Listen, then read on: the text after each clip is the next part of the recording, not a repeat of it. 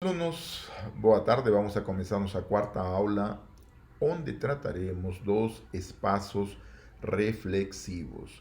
Aqui vamos a definir que vamos a entender por um espaço reflexivo, quais são suas principais propriedades. Desde já, adianto de que a reflexividade está estreitamente vinculada com a propriedade de Bolzano-Weierstrass nos espaços de dimensão infinita. Ou seja, vai ser uma propriedade que vai caracterizar quando sequências limitadas possuem subsequências que convergem fraco. E esta vai ser uma propriedade que caracteriza aos espaços reflexivos. Vamos a começar estudando também os espaços, os primeiros exemplos destes espaços. Estes primeiros exemplos vão ser os espaços LP. E os espaços LP são criados de uma forma muito particular, onde é necessário, para poder definir como um espaço vetorial normado e completo, é necessário estender o conceito de igualdade de funções. Aqui é onde aparece a necessidade de definir igualdade quase sempre, isto é, quando duas funções são iguais, exceto num conjunto de medida nula. Vamos a caracterizar estes espaços como espaços normados, vamos a mostrar as desigualdades de Minkowski, que nada mais é a desigualdade triangular para a norma que vamos a construir nos espaços LP, e vamos a ver a desigualdade de Holder.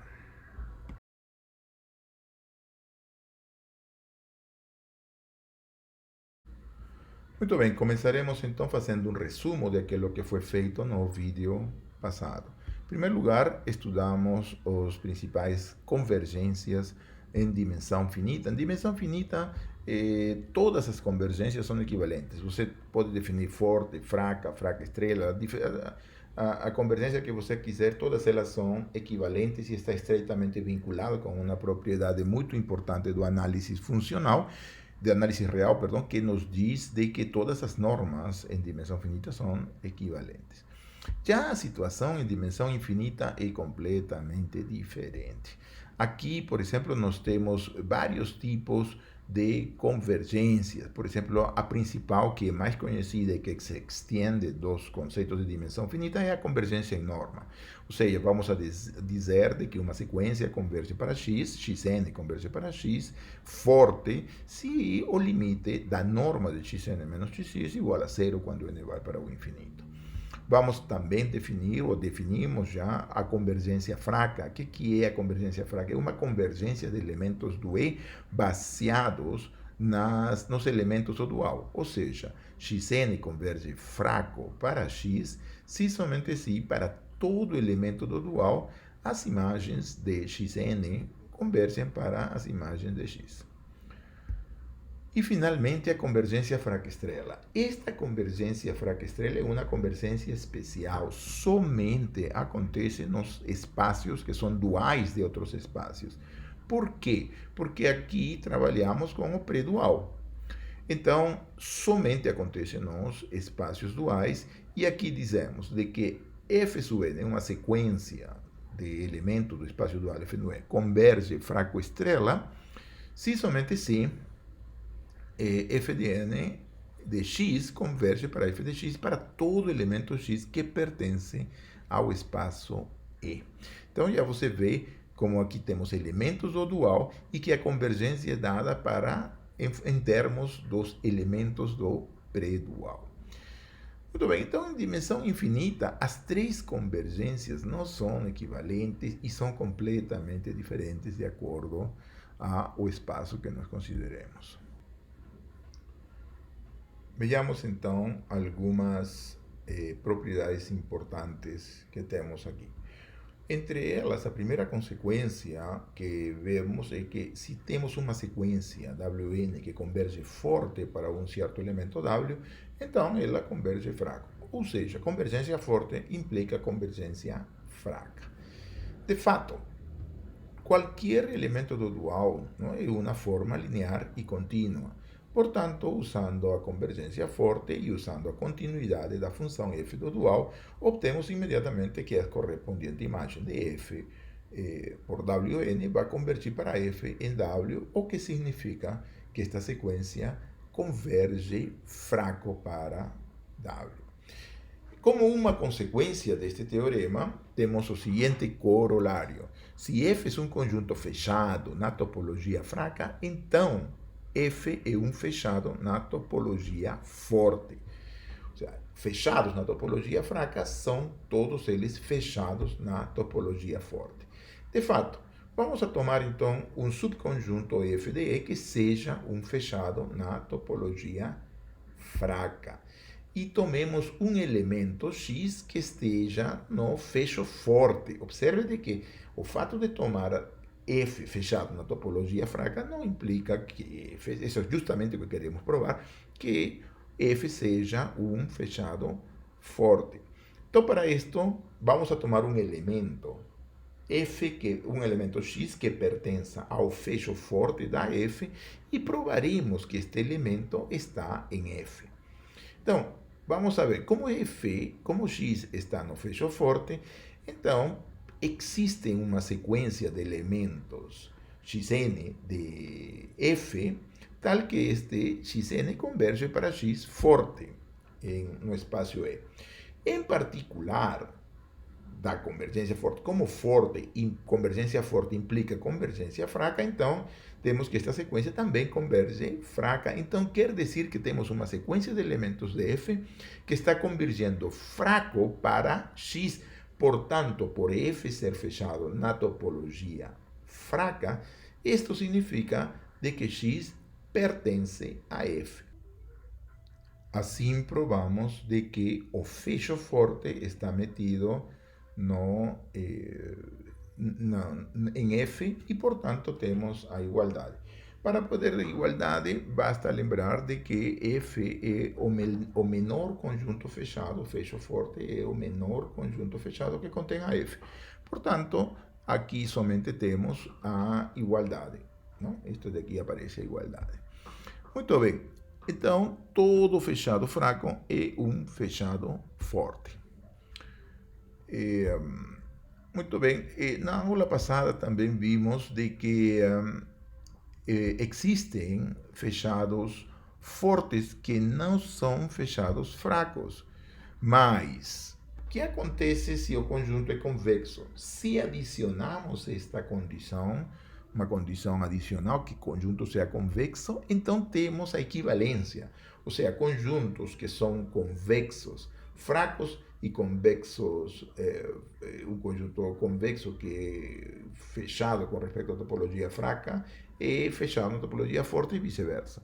Então, acá temos o seguinte corolário. Se F é um subconjunto convexo de E, então F é fechado na topologia forte se somente se é fechado na topologia fraca. Então, este é um resultado muito importante que aplicaremos devidamente em seu momento.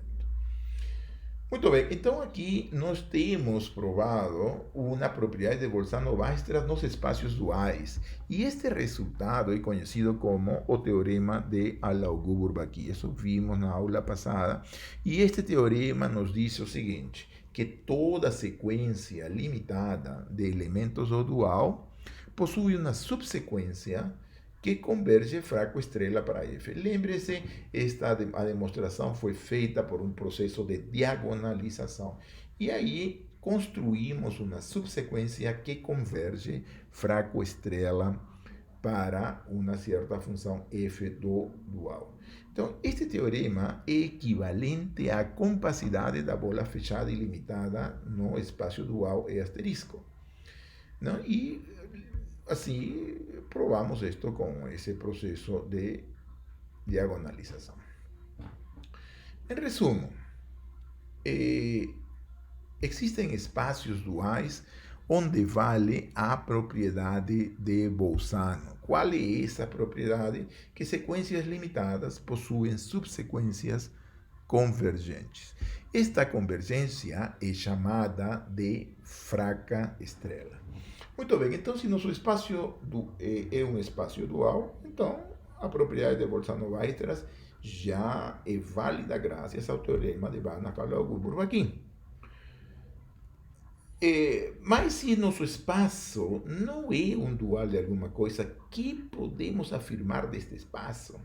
E então, esta resposta está associada, ou depende em que medida o espaço que estamos trabalhando, o espaço E, se identifica com seu espaço dual ou bidual.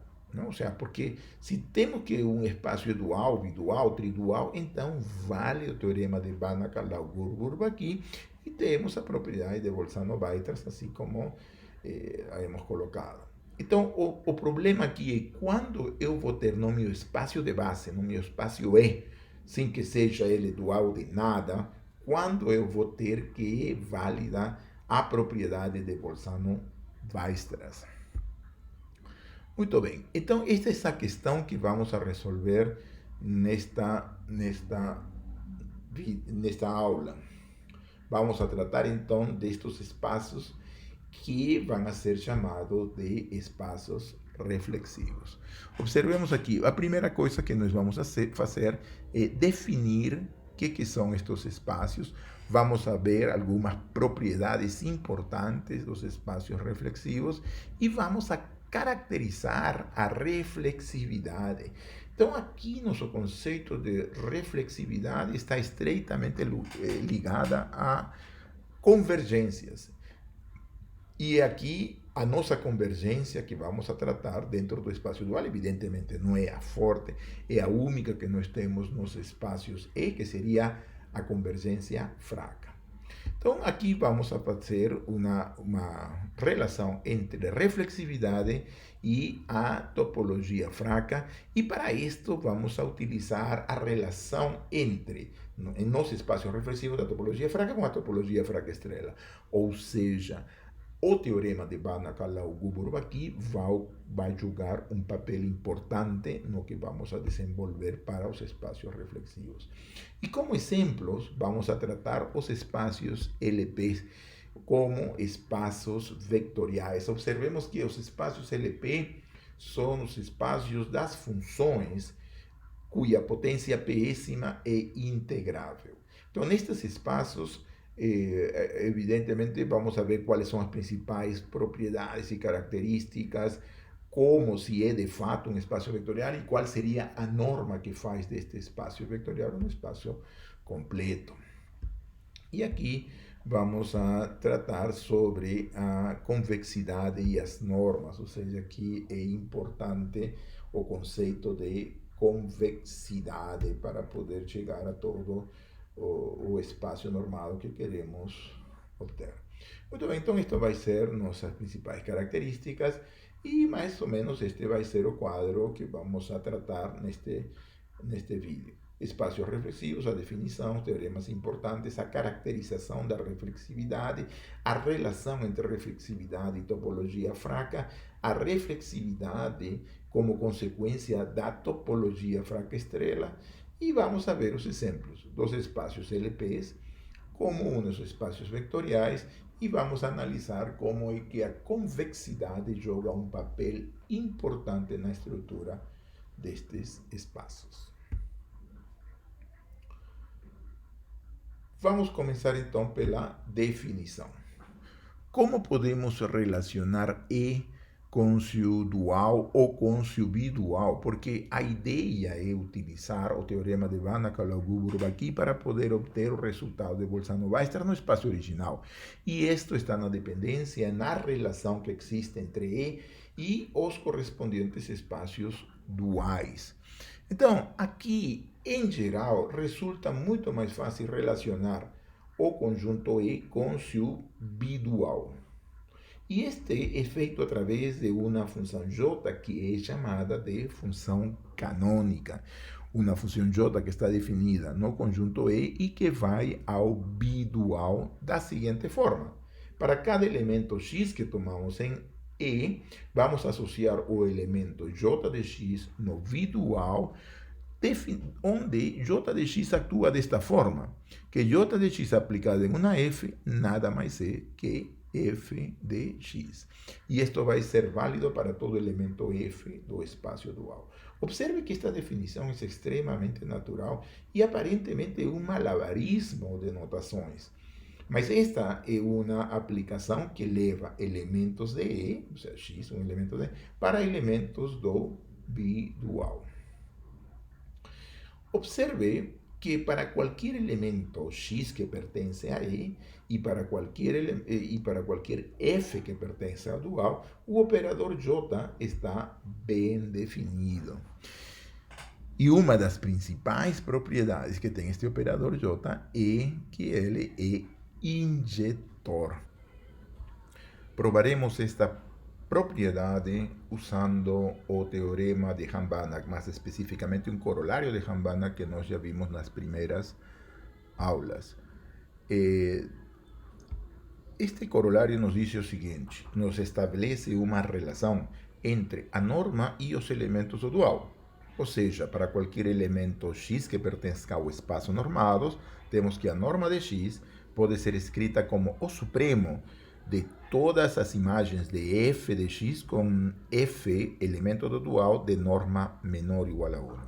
Este resultado é extremamente importante e vamos a utilizá-lo aqui para mostrar que o operador J, aquele que define os espaços reflexivos, é uma isometria. E, mais ainda, vamos a demonstrar também esta mesma definição vai ser útil para provar que a norma, mais adiante veremos, é uma função semicontínua inferiormente respeito à topologia fraca. Muito bem, aqui a norma, para mostrar este fato, vamos a tomar a norma do espaço bidual do J de E. Ou seja, vamos mostrar que J é injetor. Pela definição de norma, nós temos que isto vai ser igual ao supremo de todas as Fs que pertencem ao dual e todas as Fs menores ou igual a 1. Essa é a definição de norma. E agora vamos aplicar a definição do operador J, da projeção canônica.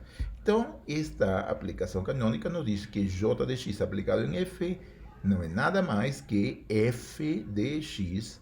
E observemos que f está sendo tomada nos elementos do dual de E com norma, todas elas menores ou iguais a 1. E esta, por definição do corolário que nós vemos aqui acima, é exatamente a norma do operador E. Então, se você vê a primeira parte da identidade e a última parte da identidade, obtemos de que, de fato, J é uma isometria. De onde concluímos, não, que, de fato, J é um operador injetor. Para que E se identifique com seu bidual, então devemos ter de que J seja sobre.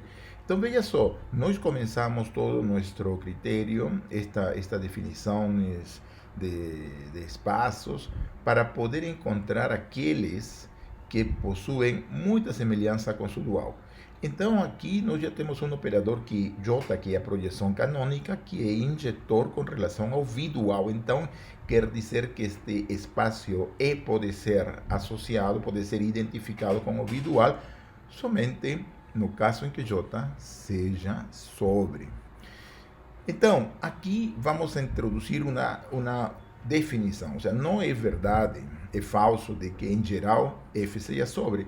Mas, então, para todos aqueles espaços normais em onde se verifique que J é surjetivo, vamos a darle um nome especial. E aqui é que definimos o conceito de espaço reflexivo. Então, seja E um espaço vetorial normado, diremos que E é um espaço reflexivo se a aplicação canônica J, que temos definido anteriormente, não, que vai de E a seu bidual, é sobrejetora. Ou seja, vai ser uma isometria e ao mesmo tempo surjetiva, o que faz o que define um isomorfismo que nos permite identificar a E com seu bidual. Não? Então, disto resulta claro que se verifica a propriedade de Bolzano-Weierstrass com relação à topologia fraca estrela. Então aqui veja só, vamos a enunciar este teorema. Dada a definição de espaços reflexivos, afirmamos que toda sequência limitada de E, observe que aqui não estamos falando do bidual, estamos falando de E, possui uma subsequência que converge fraco para um elemento X do mesmo espaço. A demonstração vai ser feita na base do teorema de Alogu-Bourbaki. Lembremos, E é reflexivo. Isto significa que J, a aplicação canônica, é uma bijeção entre E e seu bidual. Tomemos uma sequência Xn que pertence ao espaço normado E, limitada. Portanto, J de Xn, por ser isometria, também é limitada. E então, graças ao teorema de Banach, Alogu-Bourbaki, existe uma subsequência de J, NK, ou seja, elementos do bidual, e um elemento X que pode ser denotado como um J de X, porque ele é sobre, do bidual, que verifica a seguinte relação, que J de X NK converge fraco estrela para J de X. Aqui aplicamos a definição. Isto significa, se somente se, J de xk aplicado numa F converge para J de x aplicada na mesma F para qualquer elemento do dual. Porém, esta, pela definição da projeção canônica, significa que F aplicado em xnk converge para f de x para todo elemento do dual, e esta é a definição de convergência fraca. Portanto, Xn converge fraco para X, e isto demonstra o teorema para os espaços reflexivos. Observemos aqui que temos demonstrado uma condição suficiente, ou seja, se o espaço é reflexivo, então nós temos de que sequências limitadas possuem subsequências que convergem na topologia fraca. Porém, esta condição é também necessária, ou seja, os espaços reflexivos se caracterizam em base a que eles verificam a propriedade de Bolzano-Weierstrass. Temos este teorema que nos dá a condição necessária e suficiente para que um espaço seja reflexivo. Temos um espaço normado E é reflexivo se e somente se a bola fechada e limitada é compacta com relação à topologia fraca.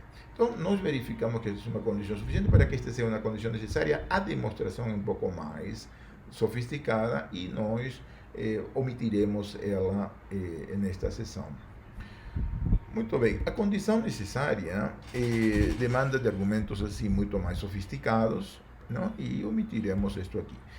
Esta última caracterização deixa clara que a reflexividade é um conceito definido para que ela verifique a propriedade de Bolzano-Weierstrass, ou seja, para que verifique o resultado de Bolzano-Weierstrass nos espaços de dimensão infinita com relação à topologia fraca. Veremos agora algumas propriedades dos espaços reflexivos. O primeiro resultado que estabelece este é o seguinte: se nós temos dois espaços reflexivos, E1 e E2, então o produto cartesiano também é reflexivo. Basta para isto mostrar de que as projeções canônicas de ambos os espaços reflexivos são sobrejetoras. Portanto, se tomamos o produto cartesiano dos operadores J1 e J2, ou seja, J vai ser o produto cartesiano par-ordenado formado por J1 e J2, ela é uma isometria e ao mesmo tempo é uma bijeção e é a projeção canônica do produto cartesiano de E1 e E2 sobre o dual dele. Logo, o produto cartesiano de dois espaços reflexivos é também reflexivo. Vamos ver agora uma segunda propriedade destes espaços reflexivos. Seja E um espaço reflexivo e M um subespaço fechado de E. Então, M com a norma induzida por E, ou seja, a mesma norma do espaço E, é também um espaço reflexivo. De fato, ¿no? Sendo E reflexivo, temos como caracterização destes espaços que toda sequência limitada possui subsequências convergentes. A demonstração consiste em mostrar que este subespaço M possui essa mesma propriedade. Para isto, tomamos uma sequência limitada de elementos de M y, por tanto, automáticamente por ser a misma norma, W sub M também é limitada no espaço normado E. Portanto, em E, possui uma subsequência que é convergente fraco e chamamos a este limite, por exemplo, de um número E que, em princípio, está em E. Mas, como E é fechado, e observem de que M, por ser um espaço vetorial, é um conjunto convexo. Então, fechado forte e fechado fraco coincidem. Portanto, este W também pertence a M. Em conclusão, tomamos uma sequência limitada em M e provamos que existe uma subsequência que converge fraco para um elemento também de M. E isto implica de que M é reflexivo. Muito bem, aqui agora vamos a dar uns exemplos, aplicações para os espaços LP. Estes espaços são extremamente importantes porque com eles vamos a introduzir os espaços de Sobolev. Estes espaços se definem da seguinte forma.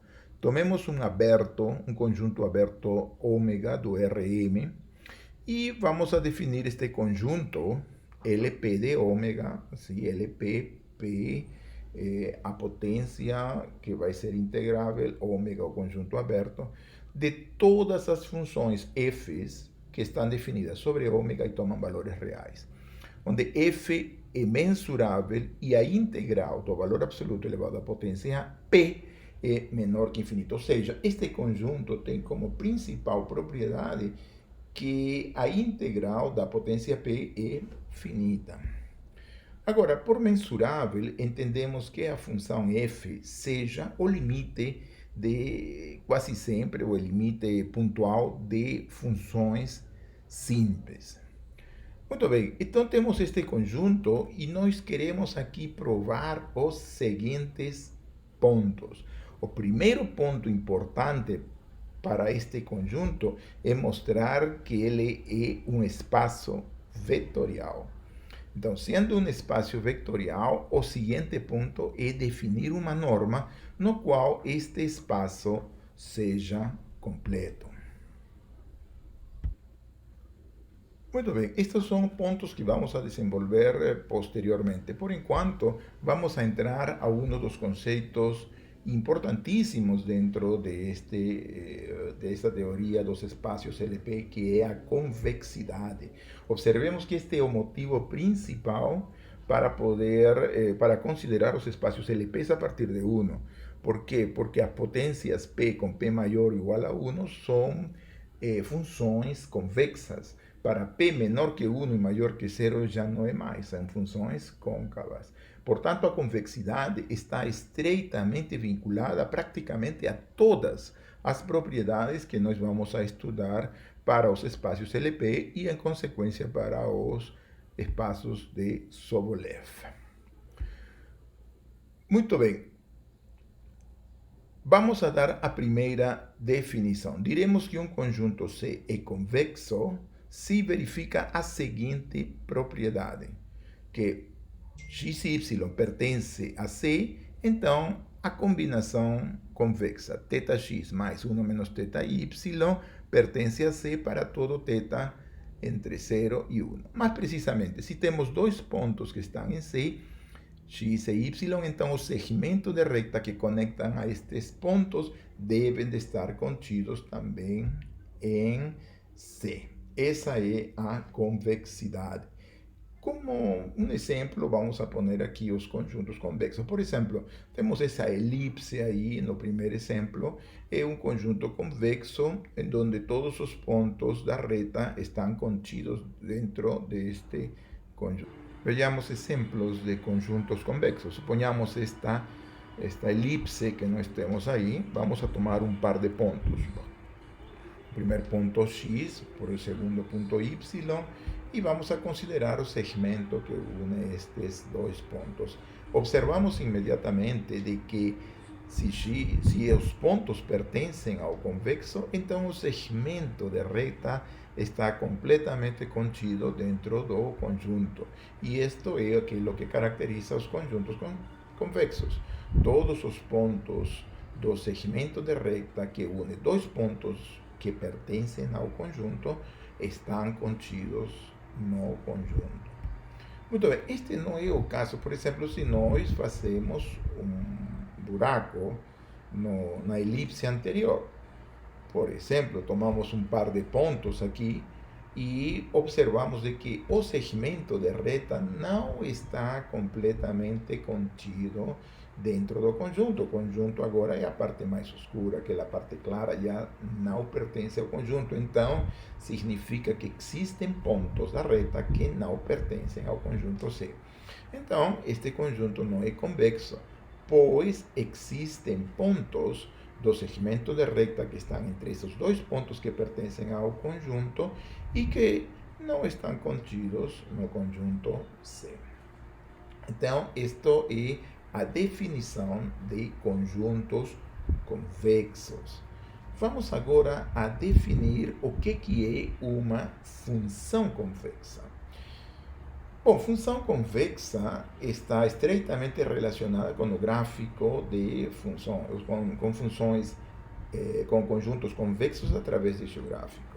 Vamos a ver isto daqui a pouco. Diremos que uma função f é convexa se verifica a seguinte identidade.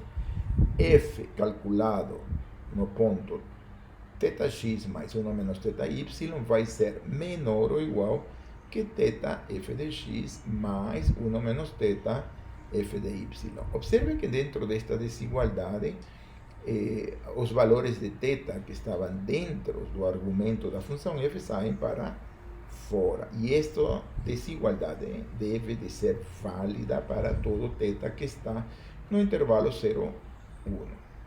Muito bem, isto significa, graficamente, de que o segmento de reta que une os pontos f de x e f de y estão por cima das imagens de f dos pontos que unem o segmento de reta que vai de x para y. O sea, isto é θx mais 1 menos θy para todo θ que está no intervalo 0, 1. Um exemplo típico de função convexa é uma função mais ou menos desta forma. Observe que nos pontos C e B, você tem A, B e C, temos três pontos que estão dentro desta curva.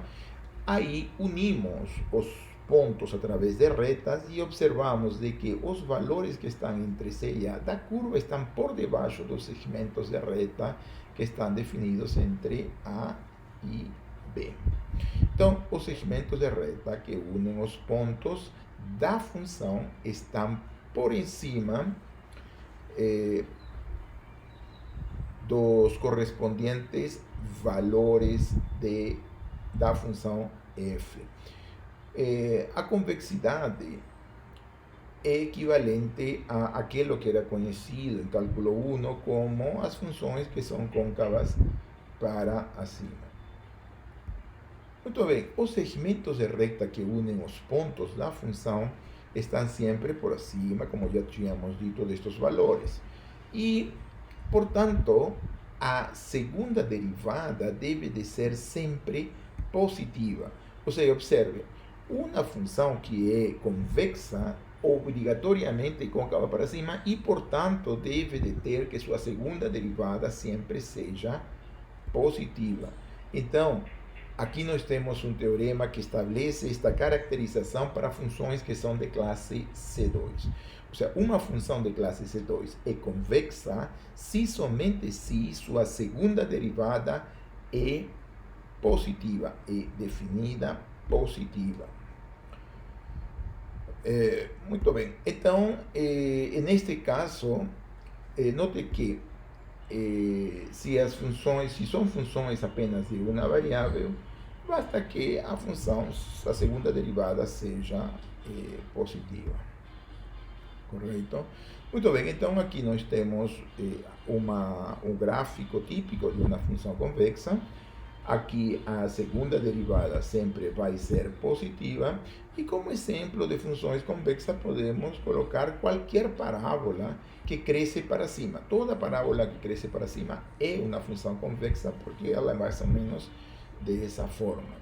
Note que, no caso da função logarítmica, que é muito importante para o que vamos a ver agora, se verifica de que a segunda derivada do logaritmo é menos 1 partido por x ao quadrado. Ou seja, é sempre negativa.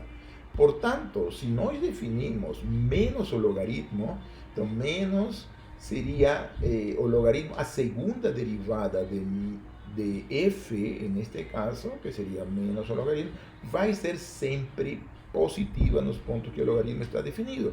Portanto, a função f vai ser convexa, ou seja, o menos logaritmo vai ser convexo, e isto nos permite a seguinte desigualdade, que menos logaritmo de θ x mais 1 menos θ y é menor ou igual que menos θ logaritmo de x menos 1 menos θ logaritmo de y, assim como temos nesta última relação. E esta relação deve ser válida para todo θ que está no intervalo 0, 1. Muito bem, multiplicando por menos, o sentido da desigualdade muda. E usando as propriedades do logaritmo, chegamos a esta expressão. Ou seja, multiplicamos por menos e usando as propriedades do logaritmo, encontramos esta relação que vai ser válida para todo θ que está no intervalo 0, 1. Aqui tomamos novamente estas propriedades do logaritmo, ou seja, logaritmo, soma de logaritmos é o logaritmo do produto. E então chegamos a esta expressão, que é o logaritmo do produto de x elevado à potência θ y elevado à potência 1 menos θ vai ser menor ou igual que o logaritmo. Ou seja, temos uma desigualdade de dois logaritmos aqui, que é válida para todo θ que está em 0 a 1. Então, tomamos a função exponencial para poder eliminar logaritmos, ou seja, tomamos a função inversa, e aí concluímos de que o produto de x elevado à potência θ por 1 por y elevado à potência 1 menos θ vai ser menor ou igual do que θ vezes x mais 1 menos θ vezes y para todo θ que está no intervalo 0, 1. Muito bem, esta última desigualdade implica diretamente o que vamos a enunciar agora no seguinte teorema. Se A e B são números positivos e P e Q são números de tal forma que a soma de 1 partido por P mais 1 partido por Q é igual a 1, então nós temos de que o produto de A por B vai ser menor ou igual que A elevado à potência P partido por P mais B elevado à potência Q partido por Q. Para poder chegar a esta desigualdade, que é conhecida como a desigualdade de Holder, aqui basta tomar, usamos a desigualdade que conseguimos com o logaritmo, e basta tomar na desigualdade acima do teorema x igual a A elevado à potência P, y igual a B elevado à potência P e θ igual a 1 partido por P. Então, fazendo isto, obtemos imediatamente a desigualdade que está enunciada no teorema. Muito bem, chegamos então ao nosso resumo e conclusões. temos visto os espacios reflexivos. E os espacios reflexivos basicamente estão definidos para poder levar a propriedade de Bolzano-Weierstrass aos espaços de dimensão infinita relativos à topologia fraca. Vimos como principais exemplos os espaços LP, que vamos a provar, vamos a estudar posteriormente, e vamos a verificar que de fato estes espaços são normados. Antes de poder chegar a estas conclusões sobre os espaços LP, é necessário introduzir um pouco o conceito da convexidade, porque os espaços LP estão estreitamente ligados a esta propriedade de convexidades para P maior ou igual a 1. Ou seja, observamos de que a norma, os valores de P maior ou igual a 1 fazem com que a norma destes espaços sejam funções convexas. Finalmente, provamos a desigualdade de Holder.